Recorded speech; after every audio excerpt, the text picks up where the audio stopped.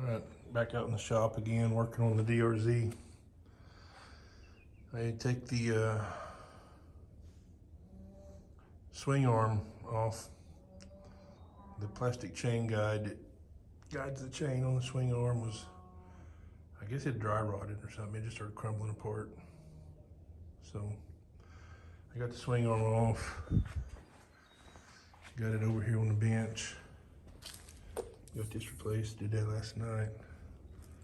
So I bought a set of forks. This is a 2001 model. It doesn't have adjustable forks. So it's just called damping rod. So I bought a set of 2011, I think, forks. They have all the damping rod, the base valves, and all that stuff. So I'm gonna set these forks up, make them a little bit stiffer. And so I got the shock off right now. Let's go down. I'm getting ready to let the air out of it and disassemble the shock. And I'm going to revalve it as well, along with the forks. So once I get the shock apart, then I'll be able to see what size shims I need to order, because I'm not sure on the ID. And I can't seem to find it on the internet nowhere. So anyway, let me get this air pressure out of here. Let me find my tool. I'll be right back. All right, got you set up. Take this Schrader valve out. I've never done a shock before.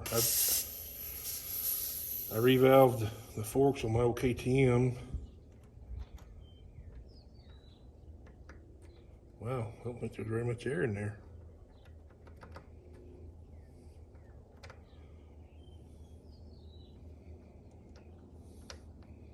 Next to nothing.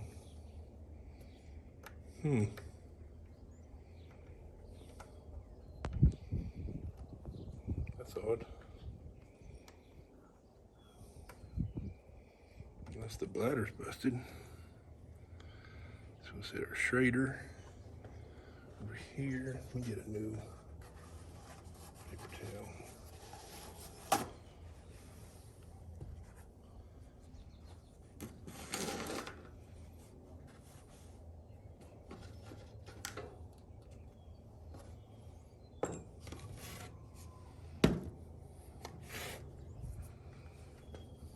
So I think you push this in, yeah.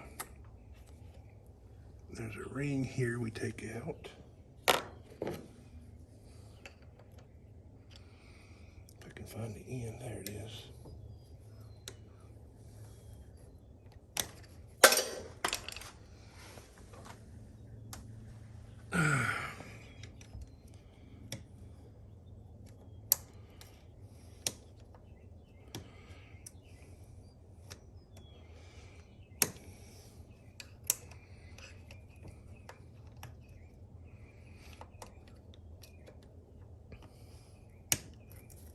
There we go. Get that ring out. Now the videos I watched said that ring and the ring under here are different. So let's see if I can get this on here and pull this up with it.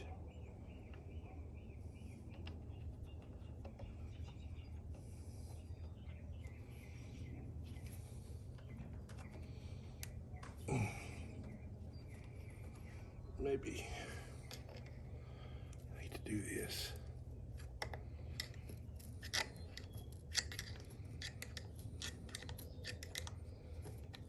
There we go.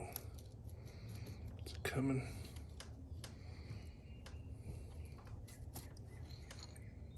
There we go. Ooh, that oil is nasty. Nasty. Got all kinds of sludge in it.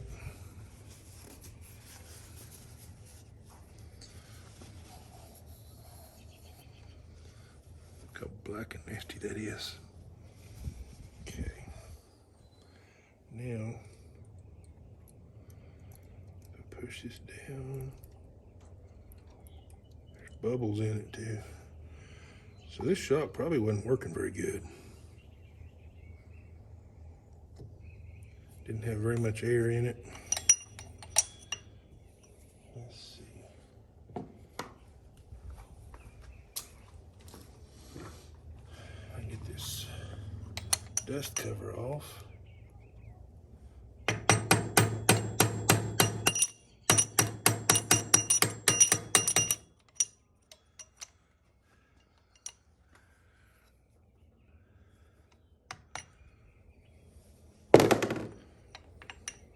Okay.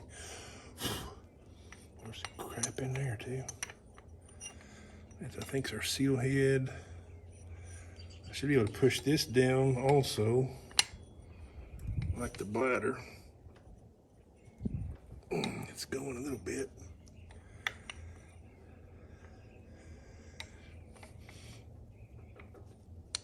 I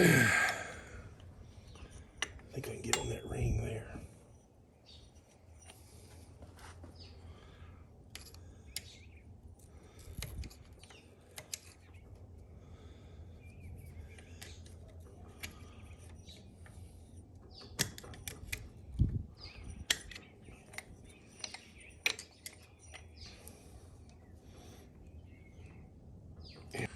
All right, we finally got success. That dude, there's a fighter. And it is square. So, all right, now, I think we should be able to pull everything out now. Trying to be gentle with that because I don't want it to spray oil everywhere.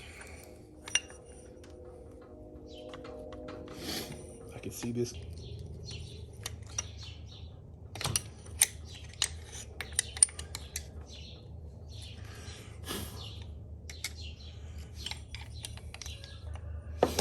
My gosh, this video is going to be a hour long.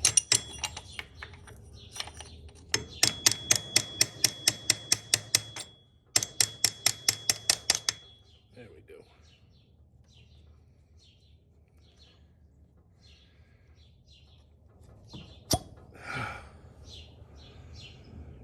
Man, that's filthy in there. Filthy.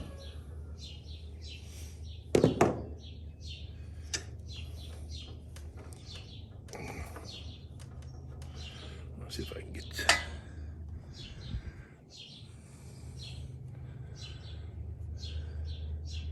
kind of give you an idea what it looks like in there.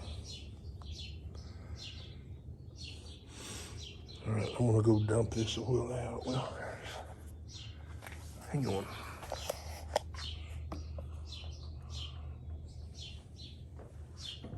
That's the one right here.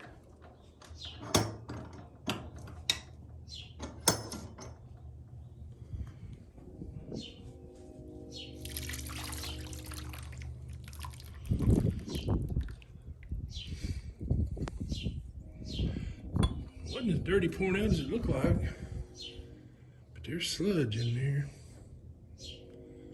It's not as bad as I thought it was. Okay. So yeah, this is your piston. This is your shim stack right here. This is the other. One's rebound, one's compression. I'm not sure which is which just yet. This is probably rebound because the shock would be coming down, and this would be compression because the oil would flow through this hole and push these shims up. I think that's right. We'll have to get these threads off of here so we can get this nut off, get the piston off. I'll have to find a file or a grinder or something to take that off. All right, I'll get back with you when I get that nut off. Okay, I got the peened threads ground off. Got a little bit of the nut also. So we'll set that there. Oops. Didn't intend for that to all come off at once. Damn it. Let me get a zip tie and put on all these shims. Hold it together. Actually, all I need to do is measure the ID of the shims.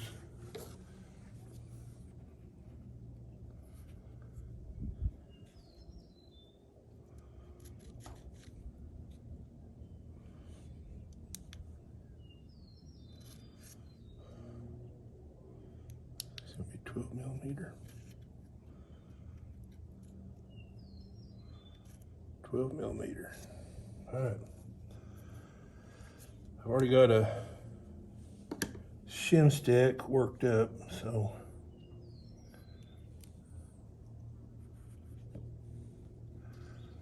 I will go order the shims I need to complete it. Man, that's a lot of shims.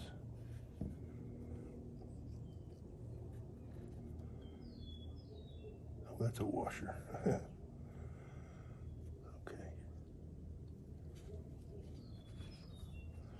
All right. I'm gonna leave this here. And I'm gonna go order the shims I need. And we'll probably pick this video up. I need to see what size shims this requires, so I can order them at the same time.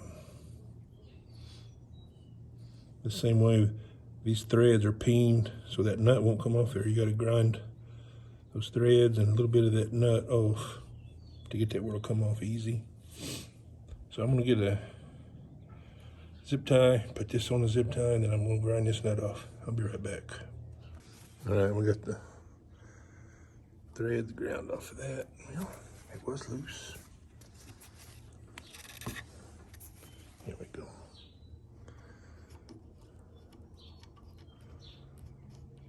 Take that nut off. Set it right there. And that should allow that piston to come off.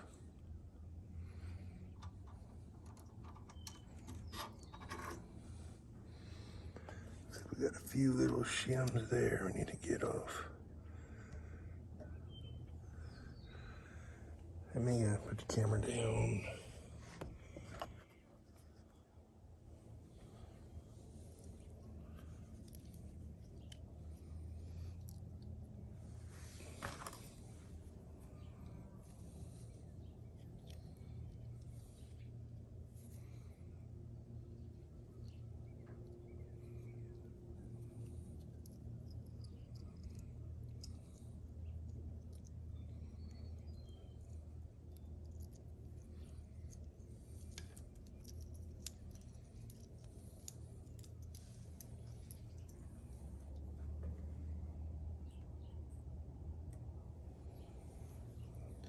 Here.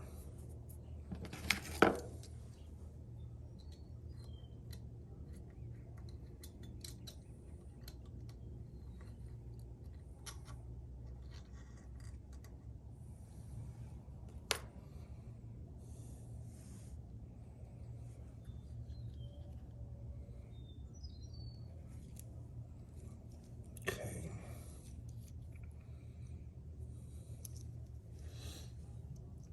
All right.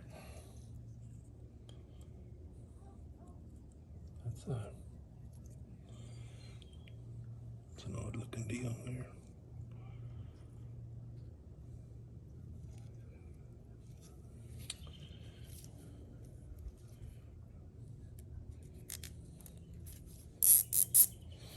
Okay, measure this and see what this is going to be.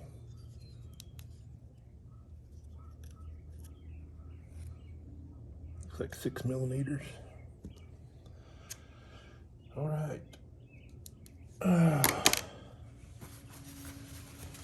We will go inside and order some shims. In the next video, we'll be building a shim stack on both forks and the shock. Alrighty, thanks for watching.